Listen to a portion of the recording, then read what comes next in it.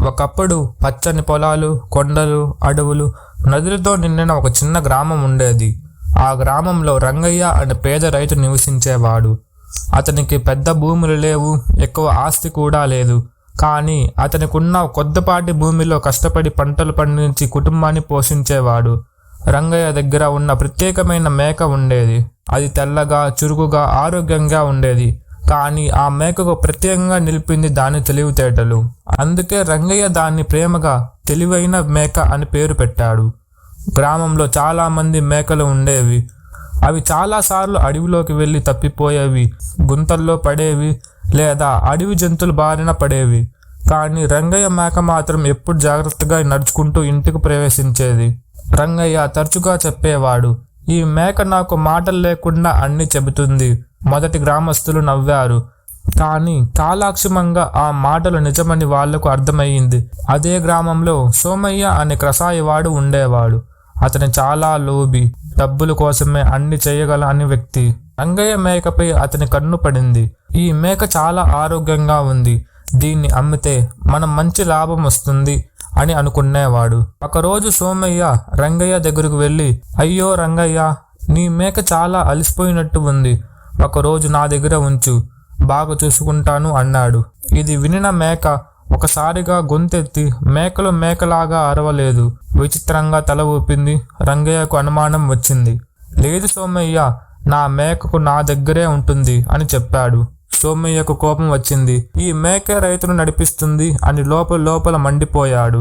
కొన్ని రోజుల తర్వాత సోమయ్య ఒక పథకం వేశాడు. అడవి దారిలో ఒక లోతైన గుంత తవ్వి దానిపై ఎండుగడ్డి, ఆకులు వేసి కప్పాడు. మేక అక్కడికి వచ్చినప్పుడు చుట్టూ చూసింది. నేల చాలా మృదువుగా ఉందని గమనించింది. పచ్చిగా కాస్త అనుమానం కనిపించింది. మేక తన కాళ్ళతో నేలను తట్టు చూసింది. ఒకసారిగా నేల కదిలింది. మేక వెంటనే వెనక్కి దూకింది. ఇది వచ్చు అని అర్థం చేసుకునింది. మేక భయపడలేదు. పక్కనే ఉన్న రాళ్లను నోటితో తీసుకుని గుంతలో వేసింది. రాళ్ళు చాలా లోతుకు పోయాయి. అప్పుడు మేక పెద్దగా మేకలా అరిచింది. ఆ శబ్దం విని గ్రామస్తులు అక్కడికి వచ్చారు. గుంత చూసి సోమయ్య దుర్మార్గం బయటపడింది. గ్రామస్తులు అతను గట్టిగా హెచ్చరించారు. సిగ్గుతో తలదించుకున్నాడు సోమయ్య. మేక మాత్రం మళ్ళీ సురక్షితంగా ఇంటికి చేరింది.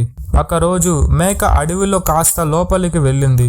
అప్పుడు ఒక ఆకలితో ఉన్న సింహం దానికి అడ్డుకుంది. ఈ రోజు నాకు మంచి భోజనం దొరికింది అంటూ సింహం గర్జరించింది. మేక భయపడలేదు. గౌరవంతో తల వంచి ఇలా చెప్పింది, అడవుల రాజు, నన్ను తినే ముందు ఒక మాట వినండి. సింహానికి ఆశ్చర్యం వేసింది. చెప్పు అంది.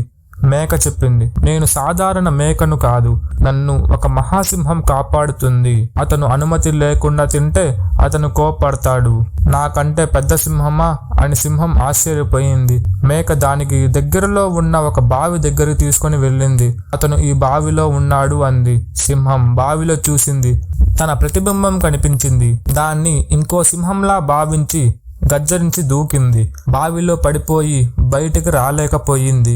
మేక నిశ్చితంగా అక్కడి నుంచి వెళ్ళిపోయింది. వర్షాకాలంలో నది పొంగిపోయింది. ఒకరోజు రంగయ్య మేక నది అవతల మిగిలిపోయింది. గ్రామస్తులు భయపడ్డారు. కానీ మేక తొందరపడలేదు. నీటి ప్రవాహాన్ని గమనించి నీరు నెమ్మదిగా ప్రవేశించే చోటు గుర్తించి ప్రవాహాన్ని వ్యతిరేకంగా కాకుండా కొంచెం వాలుగా నడుచుకుంటూ దాటింది. సాయంత్రానికి సురక్షితంగా గ్రామానికి చేరింది. రంగయ్య కన్నీళ్లతో మేకను ఆలింగనం చేసుకున్నాడు. నువ్వు తెలివైన వాడివే కాదు, జ్ఞానవంతురాలివి అన్నాడు. గ్రామానికి నేర్పిన పాఠం తెలివైన మేక కథ గ్రామమంతా వ్యాపించింది. పిల్లలు కథలు విన్నారు, పెద్దలు ఆలోచించారు. గ్రామ సభలో పెద్ద మనిషి ఇలా అన్నాడు, ఈ మేక మనకు ఒక విషయం నేర్పించింది, బలం కన్నా బుద్ధి గొప్పది. సోమయ్య లేచి తన తప్పును ఒప్పుకున్నాడు. జంతువుల హాని చెయ్యనని ప్రమాణం చేశాడు. కసాయిగా ఉండే సోమయ్య కూరగాయల వ్యాపారం పెట్టుకున్నాడు. రంగయ్య మేకను ఎప్పుడు అమ్మలేదు, ఎంత డబ్బులు ఇచ్చినా ఒప్పుకోలేదు. ఇది నా కుటుంబ సభ్యురాలు అన్నాడు. ఏళ్లు గడిచాయి. మేక వృద్ధాపంలోకి వెళ్ళింది.